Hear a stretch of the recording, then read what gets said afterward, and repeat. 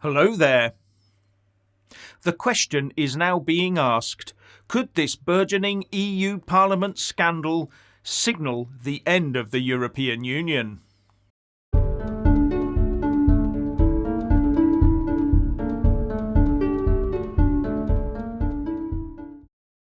Now, if you haven't already done so, please do subscribe. Click the little bell, select all, and then like and comment below. With reports that up to 60 MEPs could be dragged into corruption investigations, there is now talk that EU Parliament sleaze could end the European Union as we know it. This follows on from the Qatargate inquiry, where hundreds of thousands of euros in new banknotes have been found in the homes of a current Greek MEP and a former Italian MEP, with 4 arrests for corruption and money laundering having been made by the Belgian authorities. So far, the equivalent of 1.3 million quid has been seized.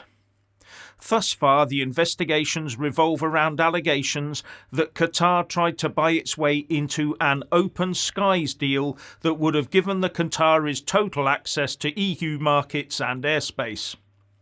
And it has come to light that one of those arrested, the Greek MEP and former Vice President of the EU Parliament, Eva Kaili, actually voted for Qatar within an EU committee she was not a member of.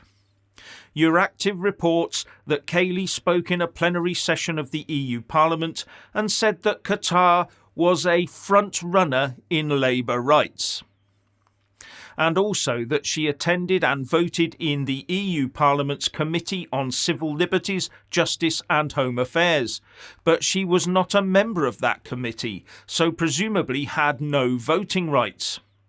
Now, the committee was discussing visa liberalisation for Qatar, and Kaili managed somehow to put a positive vote into the decision-making. And at the end of the process, the extra vote came to light, and no one at the time could explain it. But Kaili was a member of the EU Socialist and Democrats Party, and the leader of that group on the committee, a German MEP, Birgit Sippel, withdrew her vote so that the numbers would add up. All rather strange. Why not just properly discount Kaili's vote? Or was there a reason why Kaili's illegitimate vote had to stand while the legitimate vote of a committee member had to fall? Especially as the vote went through in Kaili's favour by a good majority anyway. And checking on the committee website, Kaili is not listed as a member, but Kaili's ghost vote is listed on the final vote by roll call. Very strange indeed. Anyway, this single incident has brought into question the whole future of the European Union itself. The anti-Brexit brigade will, of course, say that this is just a few rotten apples, like in every political system around the world, even in our own in the UK. So just clear them out, tighten a few rules and all will be well, they would say. But if this corruption is as widespread as many think, then that will be a very hard thing to do, because those MEPs and the structure around it are not going to vote for the end of their own gravy train.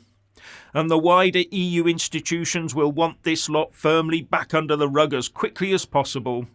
The last thing they will want is a Partygate-style paralysis gumming up their works, but also a paralysis on a far greater scale than we saw over Partygate. And already there are signs of this.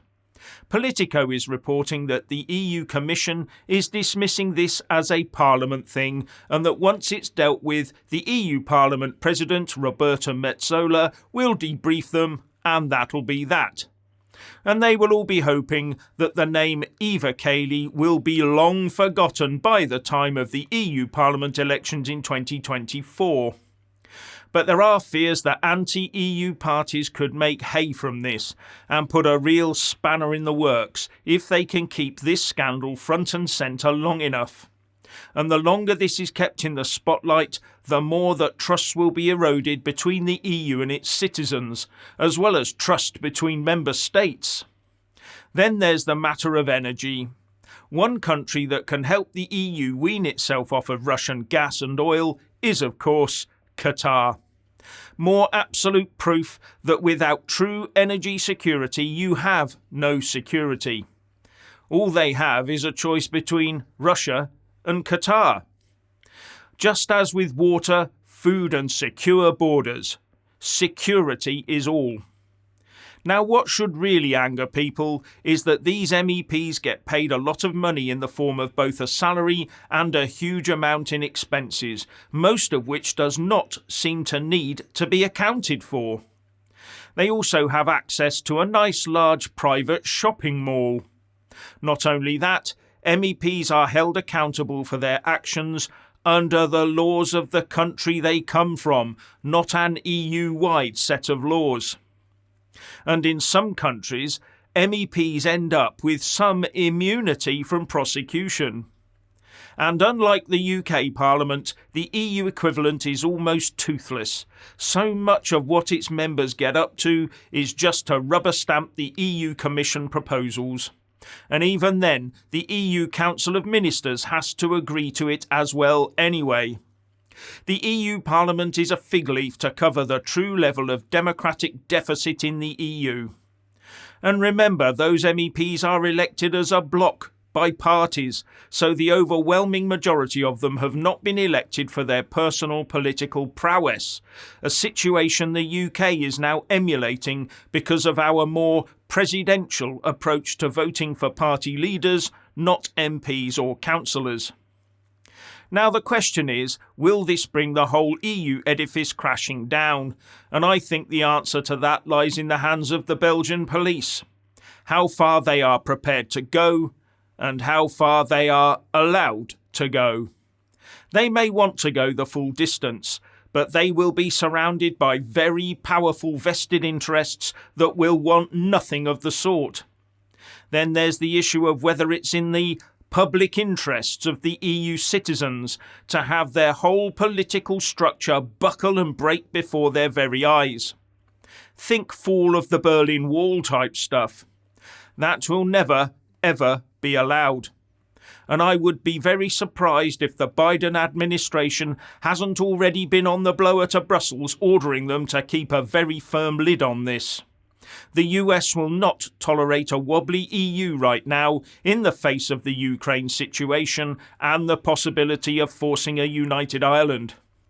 No, there will need to be sacrificial lambs, early retirements, sideways shuffles and promotions all round to sweep this mess back under the ever lumpier carpet. Then a committee will be formed to reform the rules to make the EU institutions more accountable, all led by a trusted person, i.e. trusted to come up with the right answers, but due to report back on some sort of glacial timescale, but getting paid a lot in the meantime. So no, it won't bring the EU down, but a couple or three people will pay the direct price, while the masses will continue to pay for the ongoing corruption. And the only thing upsetting the political elites right now is that a couple of them got caught with their hands openly deep inside the cookie jar. And that spoils it for everyone else inside the political tent. So they will be punished. They will be the sacrificial lambs that pay the price. And some others will get administrative slaps on the wrist for not declaring a few prezzies from foreign powers that they should have refused or declared. And the good ship EU will sail on regardless. But I do hope I'm proved wrong about this. And finally, when subscribing, please don't forget to press that little bell and also select the all option, or you won't get any notifications when I publish a new video. And thank you all so much for taking the time to watch the show.